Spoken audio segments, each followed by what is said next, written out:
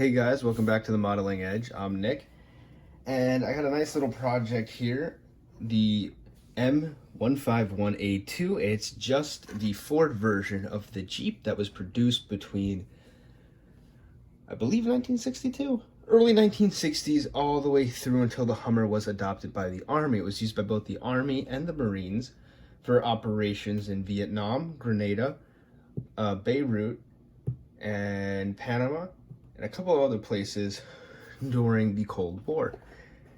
Now, this is a really fast kit. It's going to be a really fast video.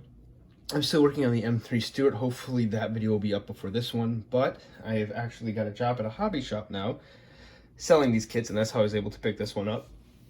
I saw it come into stock, and I thought I would pick it up and just do it really fast, but that means that my content's going to be a little bit slower from here on out, so please bear with me. Now, the reason I'm doing this kit is for somebody who was deployed in the early 80s to Lebanon as part of the Beirut refugee and terrorist crisis. And the reason I call it that is because following the Lebanese seizure of their government in a revolution, well, I shouldn't say revolution, it was a war.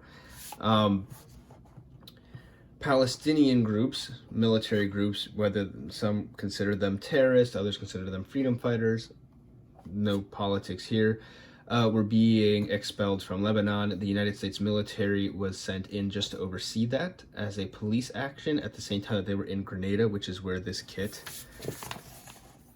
gets its name from.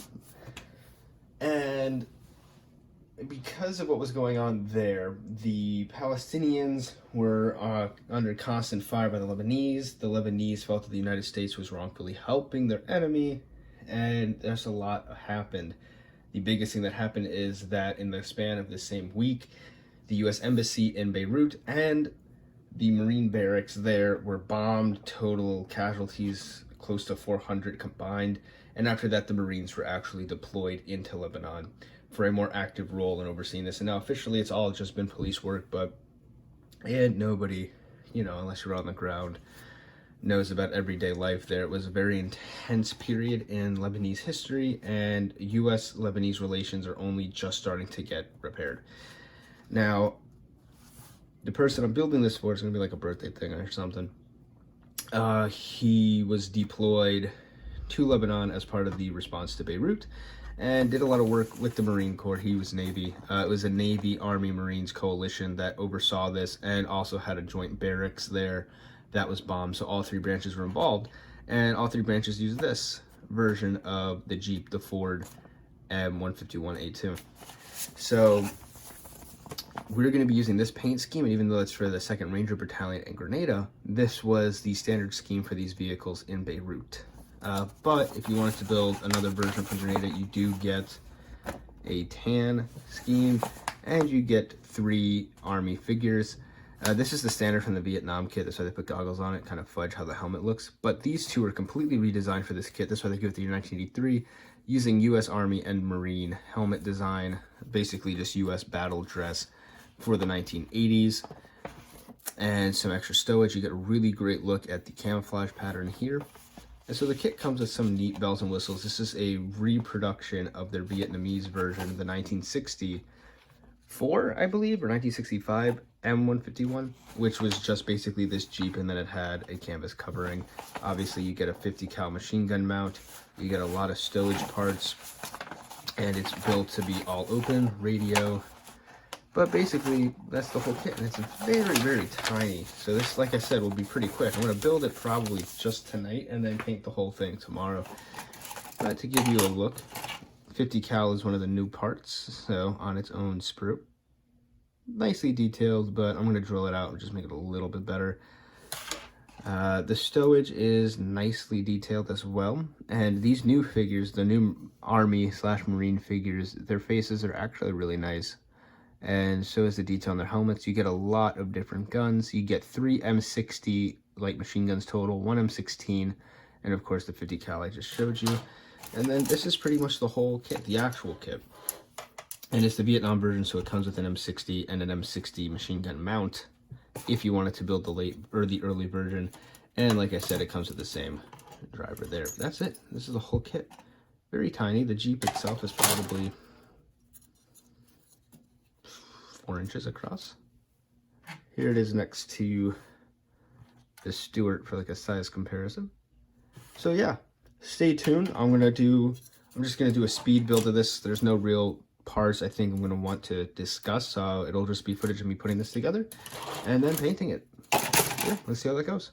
It is very small, so got some basic components. Everything's open, so I'm just gonna paint this all up in OD green, give it the camouflage. You can see the radio here. The antenna comes with a 50 caliber machine gun and some stowage on the front. And here you can get a view of the figures and a pretty nice look at the actual camouflage pattern. And that's great because that's actually the camouflage pattern I'll be using for the vehicle. So you get the 82nd Airborne Division in Grenada as markings. It's basically just tan. And then you get the US 2nd Ranger Battalion also in Grenada. So like I said, this is going to be a Marine vehicle. Lucky for me, the Marines used this camo scheme in Beirut, in Lebanon. So it actually works out. I can use this. I'm going to be using these. I'm probably going to customize it to have clear parts. So we'll see. Hey,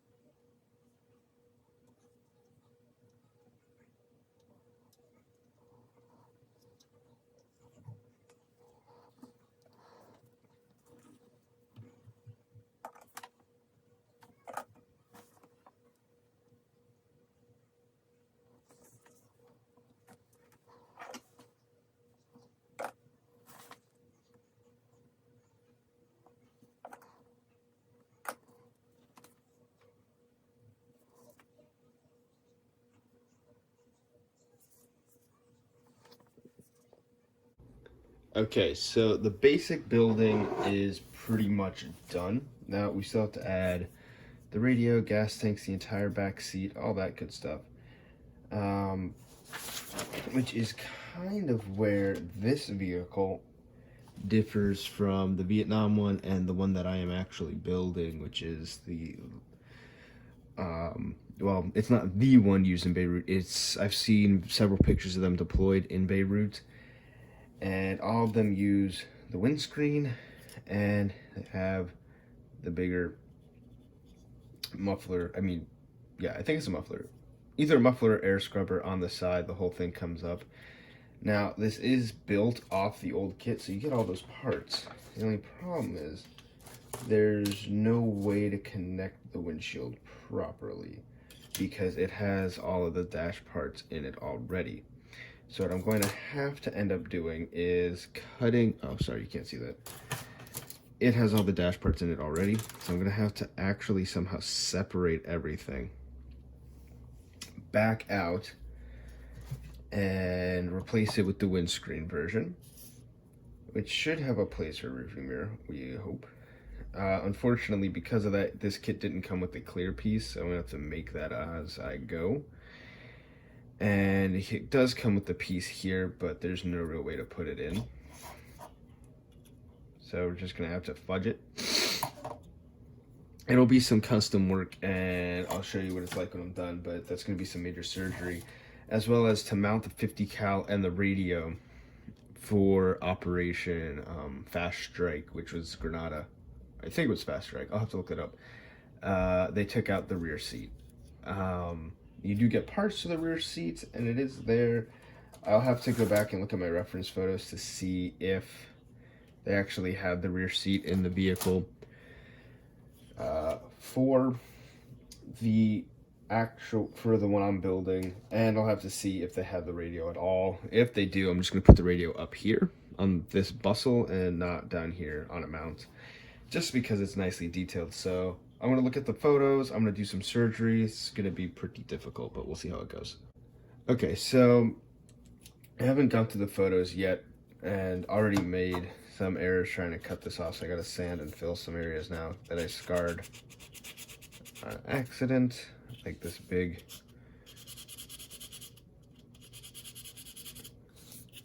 cut through here.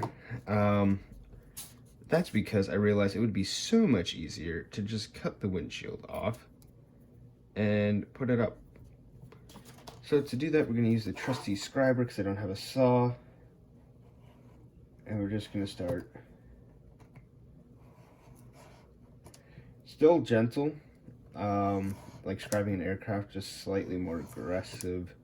So you're trying to cut through the piece. You want this piece to be as straight as humanly possible. And so we're just going to cut the top part, the part that has the windshield on it.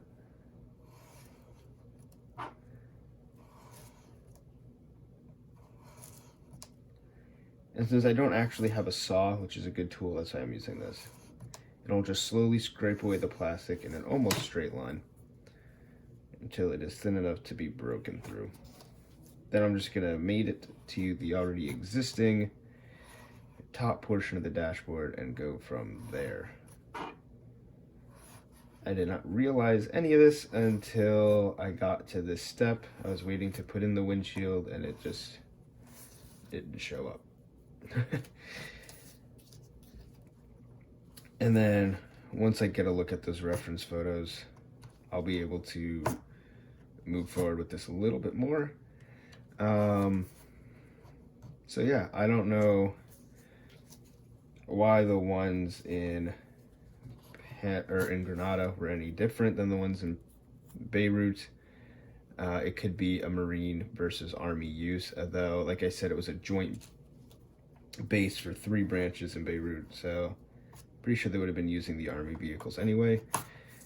But on the ones deployed into the city as policing vehicles, or as I don't want to say retaliation, response vehicles, fast response vehicles, in the pictures that I have, they all have the windshield, so we'll see how that goes. It looks like I'm cutting through, yep, so cut through the piece, bend it a little, get it to separate, there we go, cut off the excess, because there's quite a bit, I didn't really hit this side here.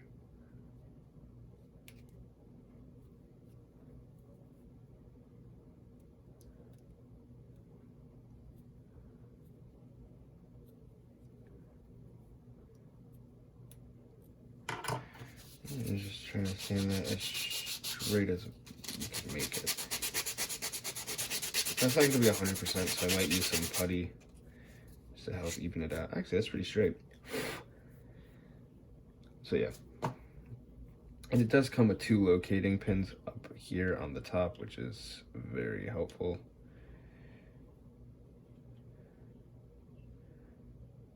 So yeah.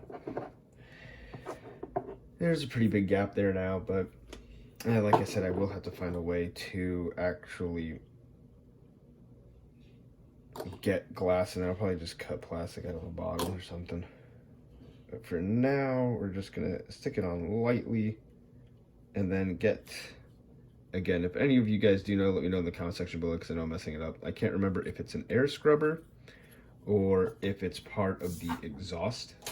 And as you saw earlier, we do actually have an exhaust down at the bottom. This might look a little goofy now. I'm not going to rip the exhaust on the bottom out, because I don't feel the need to do that. Pretty minor detail. We're going to try to slip this piece in around the light there, the extra light. So I'm guessing the A1 or the A3, I don't really remember. It was the M151A2, MUTT, and so this was just the affectionate nickname they gave all these vehicles that were used in Beirut, and so it could really be any variant.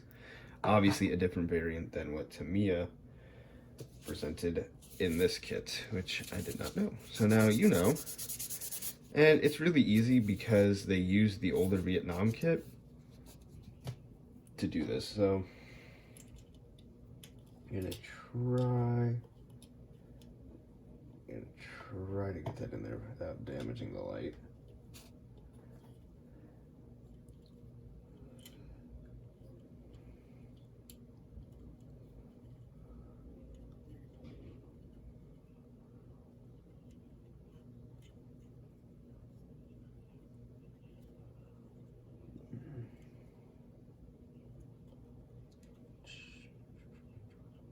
All right, it'll go there like that, but I gotta go look at some reference photos real quick to get the exact angle right. All right, so completely removed the, like I showed you, just pulled that right out, the machine gun mount.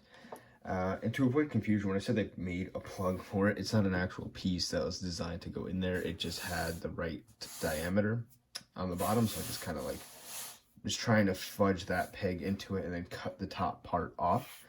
But I ended up just filling it in. If you can see on the side, I still got to fill in these little divots here a little bit more.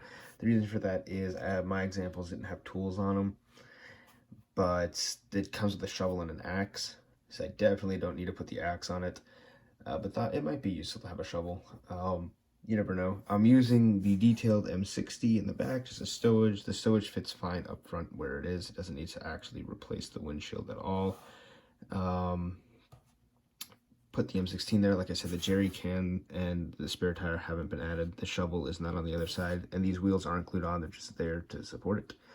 Kind of give you guys a better idea of how big it is, and then the antenna is just some stretch sprue.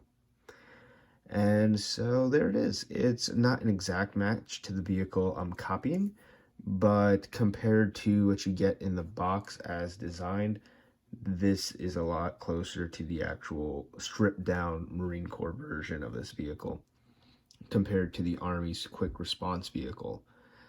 So that's pretty much it. That's the build on my M151A2 1983 mod, or use, but not Army, Marine. So not Grenada where the Army was, but Marine in Beirut where they were. And again, grain of salt, because yes, the Army and Navy were also in Beirut. But yeah, so this is my M115 Marine use from 1983. So this left is painting, some detailing, and touching up some parts. But yeah, pretty simple build. It's a pretty tiny vehicle. So only part I don't have shown, because I haven't made it yet, is of course the actual windscreen, which I'm going to try and make out of some clear plastic. But other than that, it's done. So let's get straight to painting. Alright, so I know there's a lot I didn't film. I'm kind of rushing through this project because I have to have it complete in about 2 days, so I've just been kind of going for it, and there's a lot of stuff not on camera. But to touch base back with this video, I am hand painting the MUTT camouflage all across the M151. This is kind of what it looks like. Each stripe is about 2 to 3 coats hand painted. I kind of just ad-libbing this stuff on the windshield because there are no camo callouts for the windshield stuff, and all the pictures I have for reference photos show the vehicles like this. There is one photo of it like this, but for some reason that one's camouflage is completely obscured by dust, and I have no idea what it looks like. Also, I don't know what I'm going to do to source the windscreen in such short a time, so I might just be finishing this build without one. Other than that, we're going to continue the camouflage pattern and wrap it all the way around the vehicle. Now, the color callouts that Tamiya gives you puts camouflage on the floors and even on part of the seat railings. I'm not going to be painting those. It seems kind of ridiculous and a little bit weird. They could be accurate. I'm not entirely sure because my reference photos don't show the inside of the vehicle. Actually, like I said, they're just of it on the side.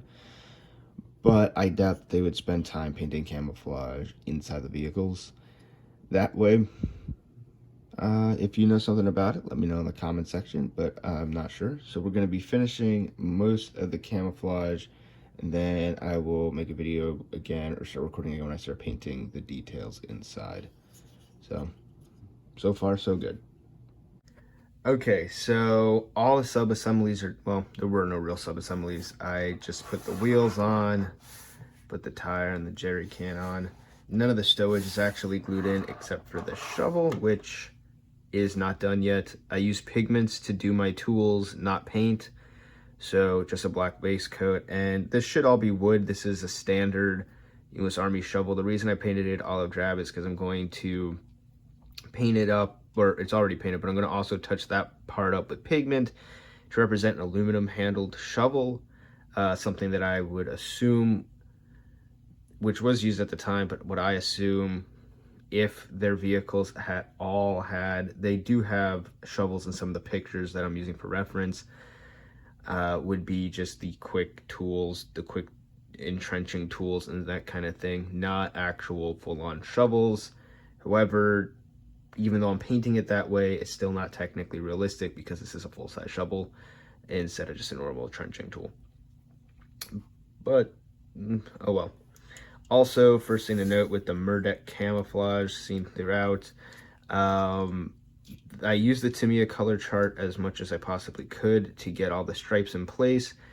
But the vehicle they were doing, since it's an 82nd airborne vehicle used in Panama, the dark brown you see here and the olive drab are flipped. So it's still the 4-color MUTT camouflage, only mostly brown with very few olive drab colors. The reason I did it this way is while I was not looking at my reference photos the whole time I was painting the camouflage, these aren't Jeeps, the M151s used in Beirut by the Marines and by the Army were mostly olive drab. Now, for the seat covers, there's no real good pictures I could find of what the seats look like. They're just supposed to be the same color as this khaki stripe here, and I didn't like that. I wanted to change it up, so I tried to do a more natural canvas color, mixing 2 parts green with 2 parts khaki. And the results look really great wet, and then once all the coats dried, it actually came out lime green. So I'm going to use weathering to just tone those down a little bit and brown them out again, instead of repainting the chairs all over.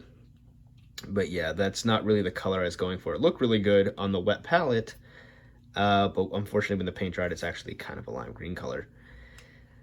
Painted the radio, spare tires painted. I painted that brown because there's a stripe that goes through it. The color in the Tamiya color chart was brown, and like I just told you, most of the Jeep was brown. It's supposed to match the color of the Jeep, and that's when I realized that I had done it 2 different ways, or done it kind of reversed. I kept it brown anyway because I'd already painted it, but it technically should be olive drab. Oh well. It makes it stand out, looks interesting, whatever. The radio has been painted in a base coat of black here, and so is the antenna. That's going to get touched up with pigments.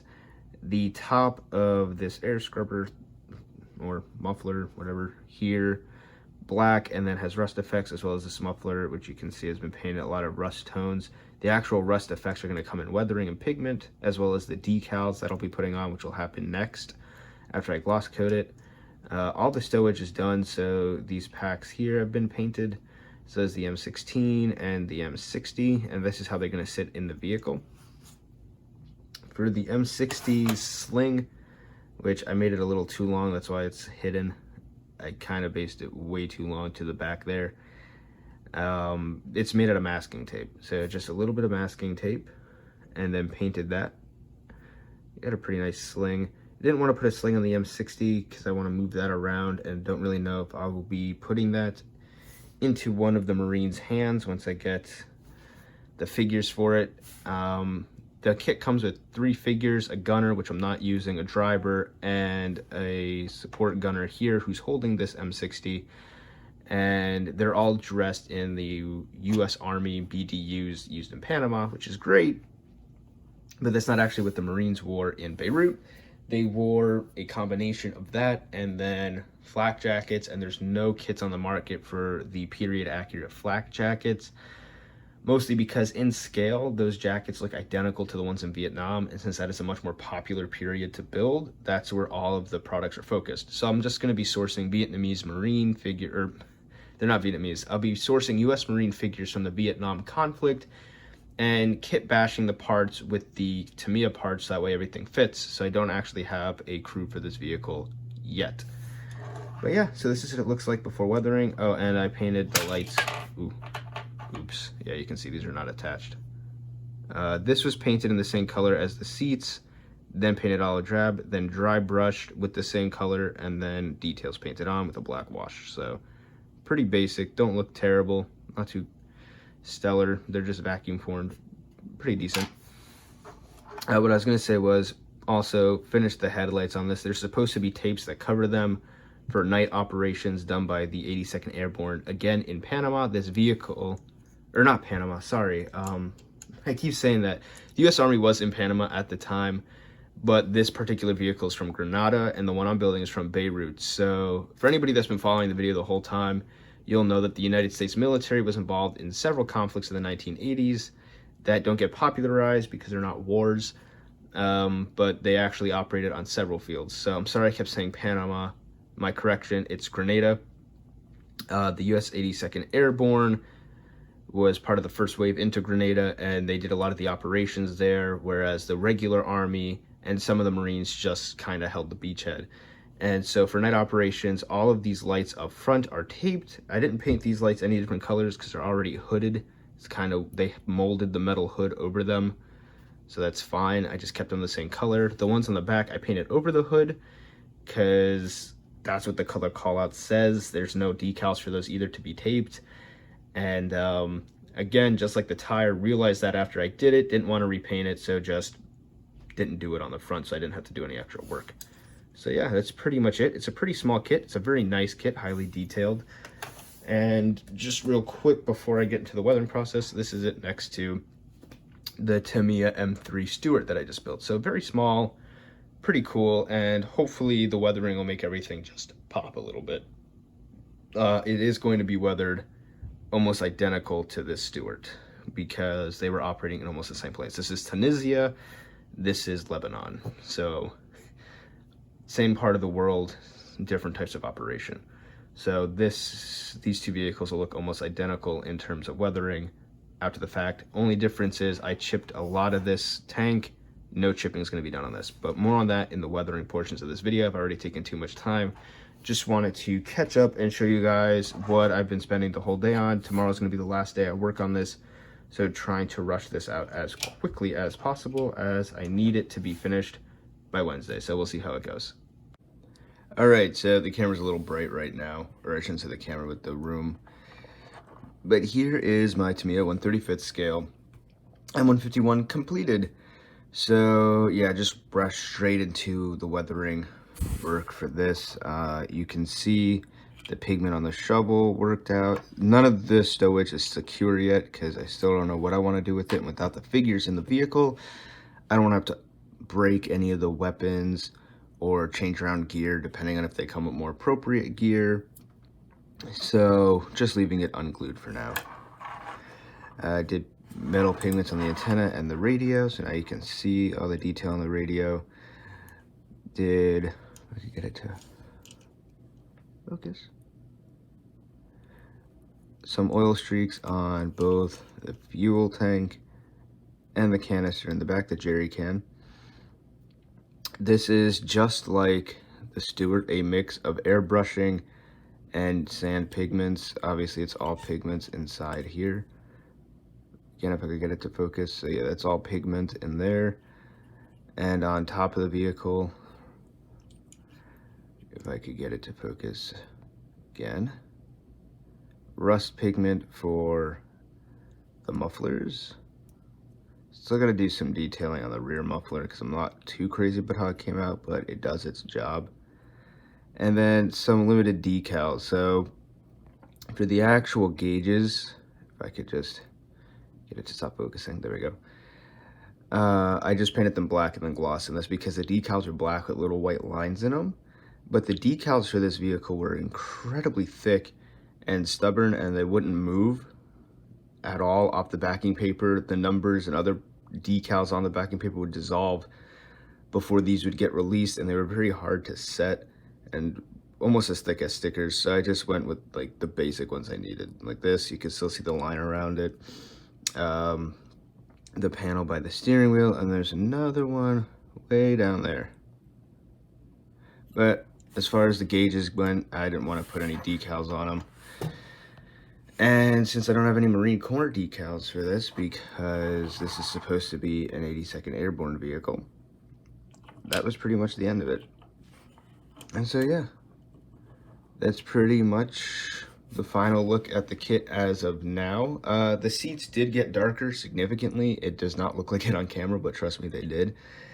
And with the pigments, it's helping a lot, but I still have to go in there and change some of that color up later. But for now, I just needed this initial build done for today. And then depending on what happens with the person I built this for, we'll decide if we get figures and change some stuff up and how it goes. But for now, that's it. And before I finish the video, again, I'll show you a size comparison now they're completely weathered of the 151 next to the M3. Stewart, for better size. I don't actually have a standing figure. Oh wait, no, I do. I do have a standing figure.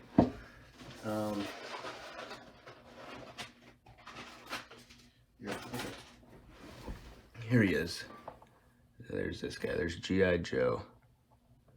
Let's move the camera down so you can actually not always top down. So yeah, there it is. All around, a really fun kit to build, really great, as most Tamiya kits are, engineered beautifully, as detailed as any, more detailed than the M3 Stewart actually was. So this is a highly recommended kit if you are a fan of this military vehicle, or conflicts such as the ones I've been listing. Obviously this was Beirut, but Grenada was where this vehicle was also used, Vietnam, Panama. Basically any U.S. intervention between 1960 and 1988 used the M151. So great kit, love the build, really enjoyed it. Please let me know if you like the build or if you have one of these kits and have the same experience with it. As always, thumbs up if you like the video, or subscribe to the channel if you want to see more. As always, thank you so much for watching, and I will see you next time.